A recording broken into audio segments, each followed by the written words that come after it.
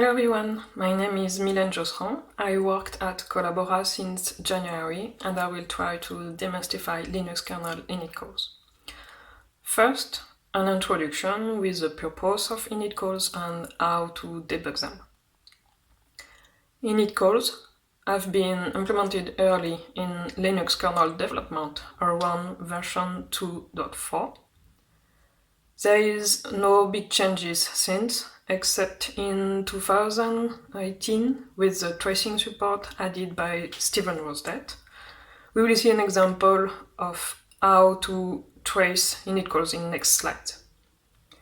But first, what is the purpose of initcalls? The purpose is to allow you to call functions at different stages during the boot process. For that, you can find helpers that define the stages. For example, you have pure initcall, core initcall, post-core initcall, and others. Here, it's the distribution in last v5.8 kernel of the different initcalls used to define functions. You can see that the most used is subsys_initcall and also arc initcall and device initcall. So now let's see at an example. We create a simple function foo_init that is just returning 0. For this example, we declare it using post-core initcall helper. Thanks to that, this foo_init function will be executed at the post-core stage.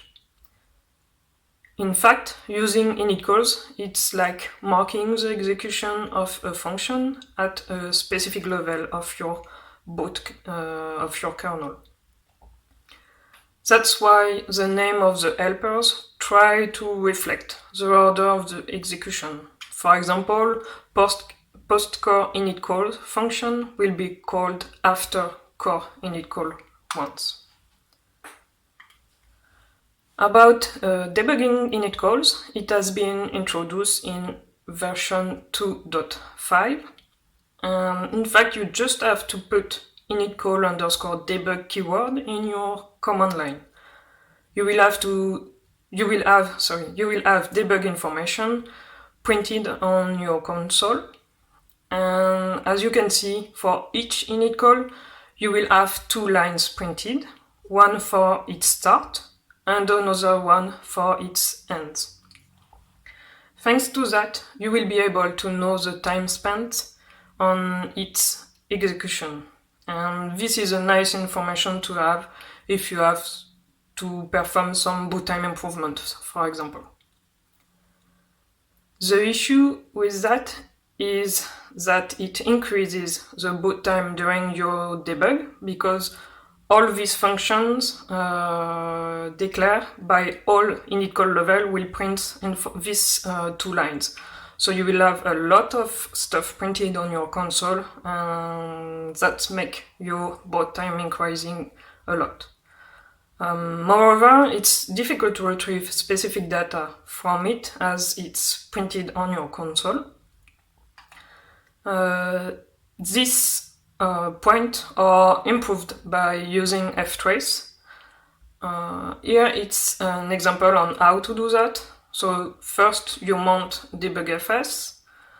Then in tracing folder you can retrieve the available events to trace.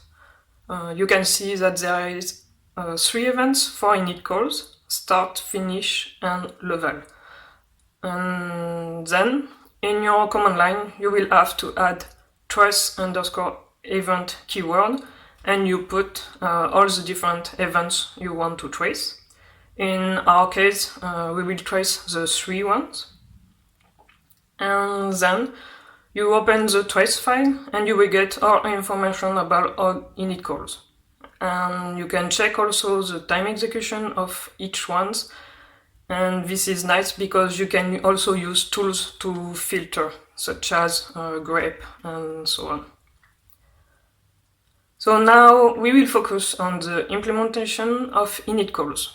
We will see the general implementation, different stages of ordering, the execution of function declared, and finally how modules are handled. Before starting, a short disclaimer. You will need some ELF understanding, and I'm definitely not an expert on both subjects, so I will do my best to answer your question after my presentation. I put some interesting resources about ELF, and particularly if you are a visual learner like me, I recommend you to have a look at drawings from Korkami that I really liked. Okay, so let's see the implementation of Initcalls. All the definition will be in include/linux/init header.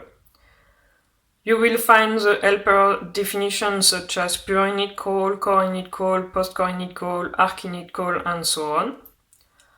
All initcalls are using the same define_initcall definition, but you can see there is only one difference, the last parameter.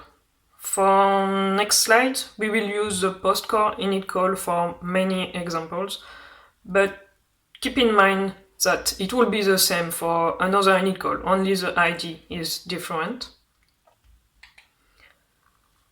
Define_initcall function uses two parameters, the name of the function we want to execute at this level, and the ID which represents the order of your initcalls. Let's see that in our simple example.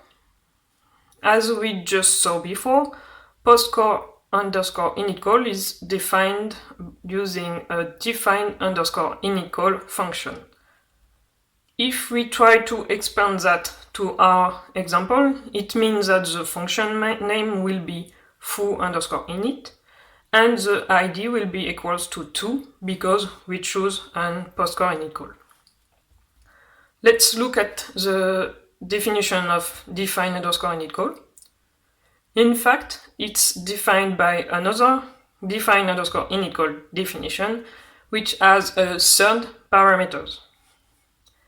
This third parameter uses the ID parameter. It will be the concatenation of the string .initcall and the ID of the initcall. Because we choose a post-core initcall, the third parameter in our case will be .initcall2. If you change it to a core initcall, for example, it will be .initcall1 because the ID of core initcall is 1. And what about this last define initcall? We will look closer at this definition in next slides, but we can see that the third parameter is named sec. So let's see this final definition initcall function. It's still using the function name as first parameter, so foo_init for our example. The ID as a second one, which equals 2 for postcore, and the third one is a section that will be used in the object file. In our case, it will be .initcall2, as I said before. Let's try to see what this colorful definition is doing. As seen before, the parameters will be foo_init because it's the name of our function, 2 because we used the postcore helper, and .initcall2. The next line is creating an initcall_t type variable named according to the parameters. It's __initcall_, then the function name, and then the ID.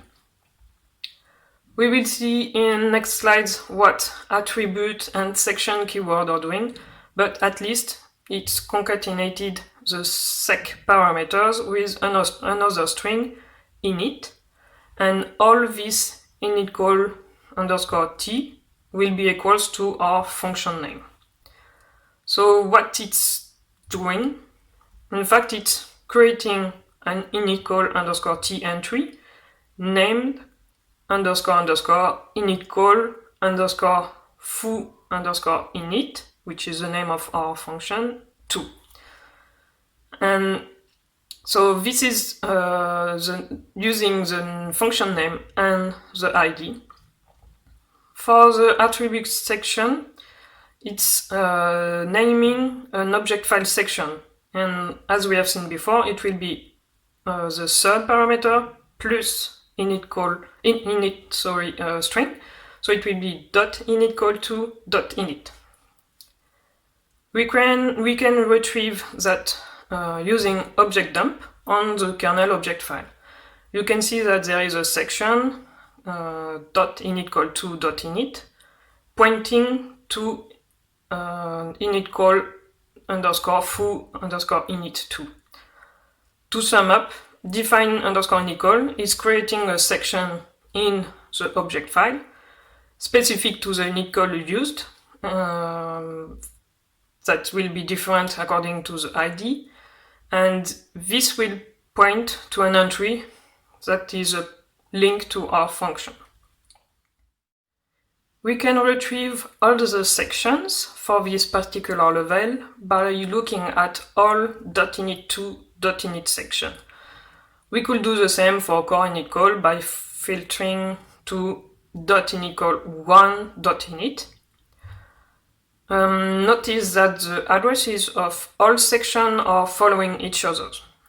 We will see later why it's important. So we have seen general implementation of initcalls. Let's see how ordering of initcall is done. First, we will be looking at a specific level, so how all functions using postcore helper will be ordered between each others.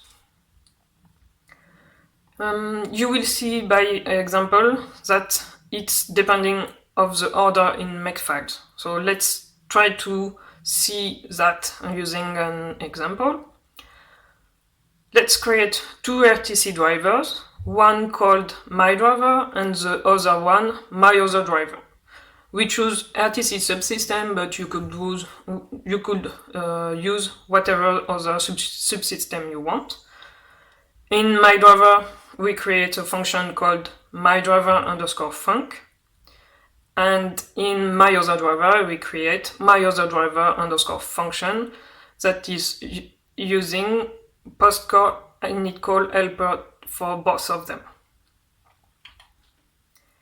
In the first case, we will put MyDriver first and then MyOtherDriver in the Makefile.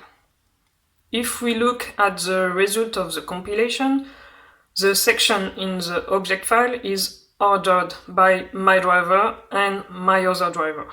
We can see that the address of MyOtherDriver function is after the one from MyDriver. And if you boot this kernel with debug information, you will get MyDriver function executed before MyOtherDriver function. Let's be sure that it's not because of the alphabetic order, and let's switch the order in the Makefile. So MyOtherDriver will be compiled first and MyDriver will be the next one. In the object file, the sections are inverted. MyOtherDriver function got the same address than MyDriver function during our first case in example. So in fact, in the section, MyOtherDriver is the first one, and then you have MyDriver function. And again, if you add debug information at your boot while you're booting your kernel, MyOtherDriver function will be the first one executed, and MyDriver function will be executed right after it.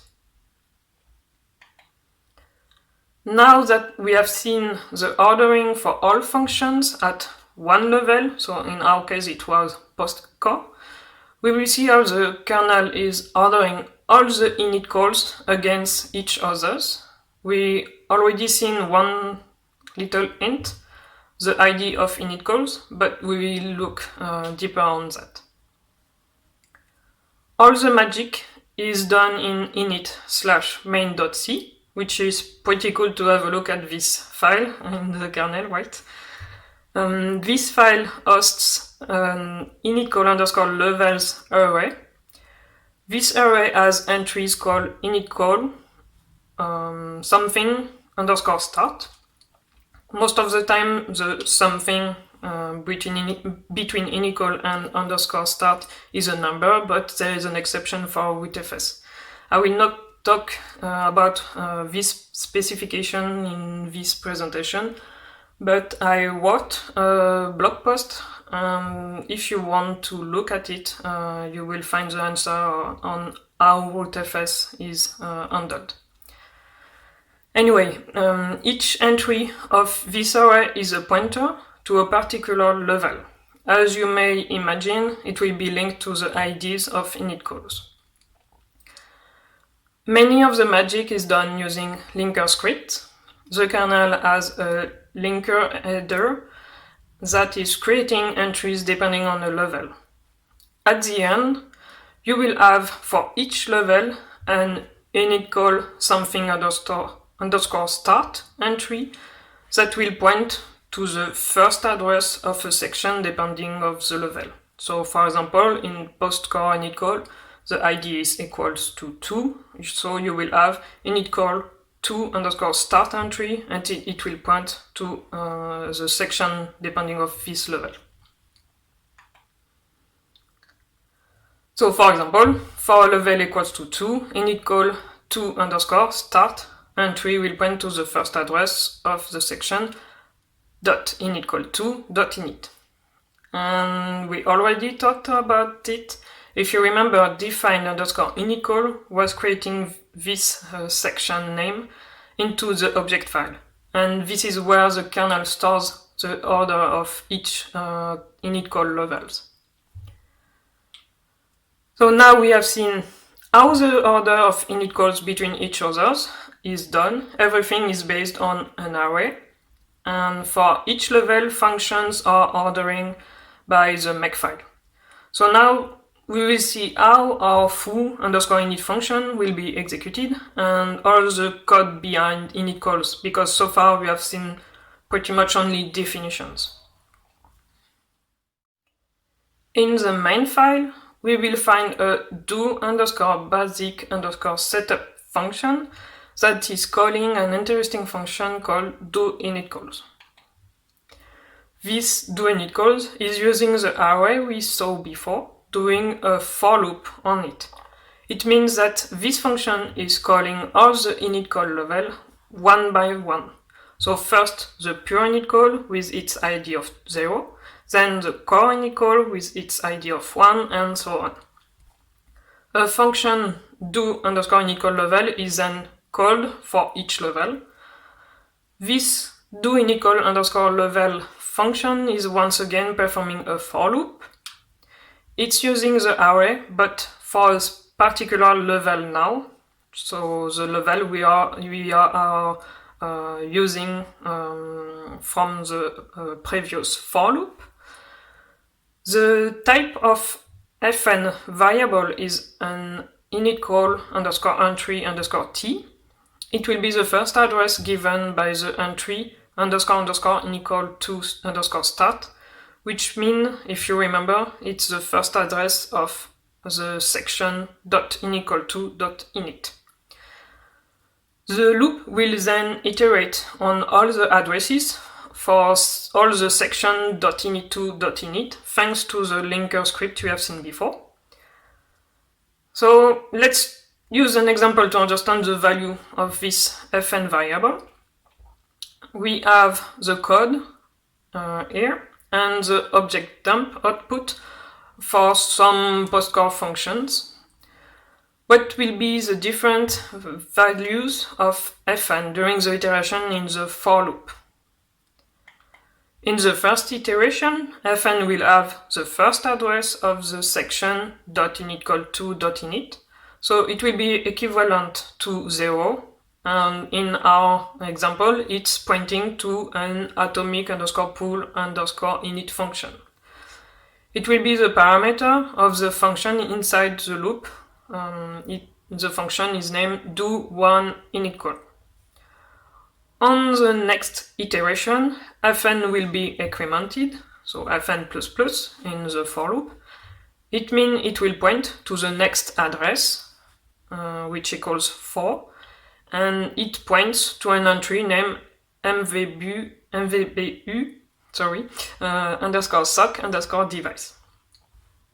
And on the third iteration, fn will be equals to the next address, 8. That will be a coherency late init entry. It will continue this iteration until it reaches the next level, and then it go back to the above loop. So all fn values are passed to one function, do one initcall function, and let's have a look at this function. This do one initcall function is performing two main actions, let's say. It starts and finish the tracing function, and also it's executing the function we created so far. So now we have seen all the implementation and all the code in the kernel. I will try to summarize it and try to summarize all we have seen so far. So we have our two drivers, myOtherDriver and myDriver, with their functions myOtherDriver_func and myDriver_func. They both use postcore initcall helper. In the Makefile, we add these drivers for the compilation. Postcore helper is defined in include/linux/init header, as we have seen before. This helper is in fact defined by two define initcalls function having an ID of 2. The last define_initcall is creating a section in both object file of the drivers. So you will have myOtherDriver.o and myDriver.o, and each one will have the section .init2.init. Then these object files are grouped into the big object file of the kernel, vmlinux.o. Thanks to the order in Makefile, the section that we find in this final object file will be ordered by this Makefile. So you will have myOtherDriver_func followed by myDriver_func. Sorry. In init/main.c, we find an array that order initcalls levels between each others by creating an entry for each level. This entry in this array is called initcall to_start for postcore. You find the do basic setup function. This function is calling do_initcalls using the above array. With a for loop on each level, it's calling another function named do_initcall_level. And this function is calling all level specific functions thanks to the array and their function pointers. And finally, do_one_initcall function is executing the different function created in our drivers. This function, do_one_initcall, is also printing debug information if we boot this kernel using the debug command line keyword. So at the end, we will have our two functions executed at postcore level because we use postcore helpers. Between different others functions that can be in the different drivers, and the order will be depending on the Makefile. And once all postcore initcalls has been executed, it will go to the next level. So the next level of postcore initcall is arc initcall, and so on. So far we covered almost all topics: general implementation, ordering and also code execution. So we will now look at modules and how they are handled. There are two different types of modules. Built-in, which is modules that you put an Y on kconfig, or loadables modules. It's when you put a M in kconfig. Most of the time, modules will not be core drivers. They are not needed for a board to become usable, for example. For that, module_init function will be enough because you don't need your function to be executed at early stage of the boot of your kernel. We will see how it's implemented in the code. First of all, we will look at built-in module. In module header, you will find the definition of module_init. It's using a function called Initcall. If you look at the definition of this Initcall function, in fact, it's using device_initcall. If you remember the order of the different initcalls, device initcall is one of them executed at the last stage of the boot process. It means that your built-in module function will be executed at the device level of the boot process later than core-related initcalls, which is great because most of the time your module will not be core stuff related. About loadable module, in case you didn't use module_init function helper, but an initcall helper such as postcore or whatever. In fact, they are replaced by module_init definition. Its definition is different from built-in module, so we will see. In this case, module_init is defined like this. To simplify, it will create a init_module function, and this init_module function will be an alias to the name of your function. In a script inside the kernel, it's adding additional code in a module C file. If you try to compile a module, you will find them in the kernel as mymodulename.mod.c. And if you look at this C file, you will find some code that is adding init_module function in .init section. This is important for the rest, we will see. So finally, in kernel/module.c file, do_init module function is defined. This function will be executed with a syscall at the module insertion. So when you are doing load mod, for example, to load a module, it will execute a syscall that will execute do_init_module function. Its definition is executing a function that we already seen before. The name is do_1_initcall. If you remember, it was the last function called, the one that is executing the function and with all the tracing support between the execution of your function. And for modules, the parameter is the init section of your module. If you remember, we have seen just before, .init is equals to init_module function, which is in fact an alias to your own function.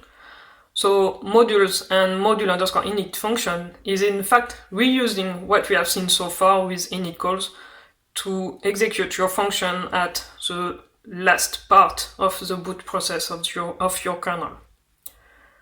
To summarize about module_init function, for built-in module, the function will be executed at device level, which is nice because most of the time modules are drivers for devices and not architecture or core stuff. Loadable module will execute the function you want to execute at the module insertion using the Initcalls mechanism we have seen before. It means that if you don't have reasons to execute your function at early stage of the boot process, you should use module_init. The benefit of it will be that you will save time consumed for booting your kernel. And most important, it will let more important function being executed earlier than yours. And that's it. I think we have seen a good overview of Initcalls. I hope you like it and that you learn how Initcalls are implemented in the kernel. I will be around for questions and I will do my best to answer you. Thank you for attending my talk and see you around.